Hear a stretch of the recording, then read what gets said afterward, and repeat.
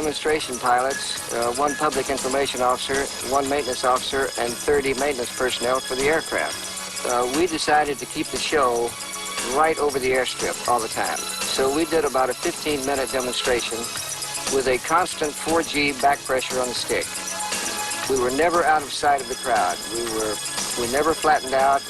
We did our turns right from one maneuver to another, 4G constantly.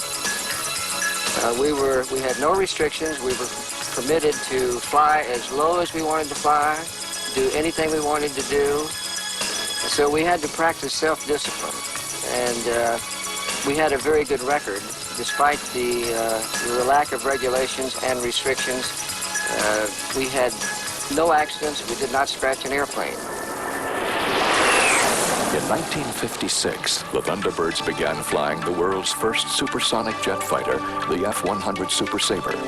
Retired Colonel Hoot Gibson, a combat ace from the Korean War, took the team south of the border.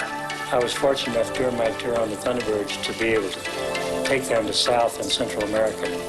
We went to every country, and I remember we flew in Rio de Janeiro over Sugarloaf, and we had over 1 million people watch our show in Rio. So one of the most memorable shows was the one we flew in Paraguay. Stroessner is the president of Paraguay, and he asked me, would we break the sound barrier? And I said no, that we could not break the sound barrier because it would break the windows out of the houses and do some damage, which we didn't want to do. So we were there for goodwill. And he said, well, what do I have to do how far around the airfield would it break the windows? And I said, 10, 12 miles. He said, well, I'll have them tape all the windows for a 12-mile radius of the airport, and I want you to open the show supersonic. So we did that.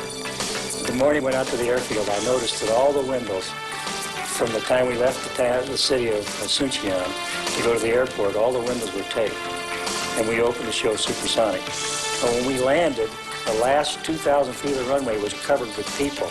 So when I rolled down the runway and rolled into the crowd, they just moved out of my way as I rolled in very slowly, because I kept going to number 6 I called, he'd landed and had a good shoot, and then I turned around and taxied back. To show the security we had, we landed on these airfields, we parked our airplanes, we left them set overnight, we had no guards, and we landed, and crowds all came out to the airfield, just like they do here in the United States. Came out and gathered around the airplanes, and we stood on the wings of the airplanes and signed our autographs. And it was really a goodwill tour, which it was supposed to be. And we think we created a lot of goodwill. Living Dangerously will continue in a moment. Nissan started a few years ago with cold-rolled steel and a hot idea to build the best. First came the twin-turbo Z, and it was judged the best. Then the Maxim, and it was called the best as well. Now come the new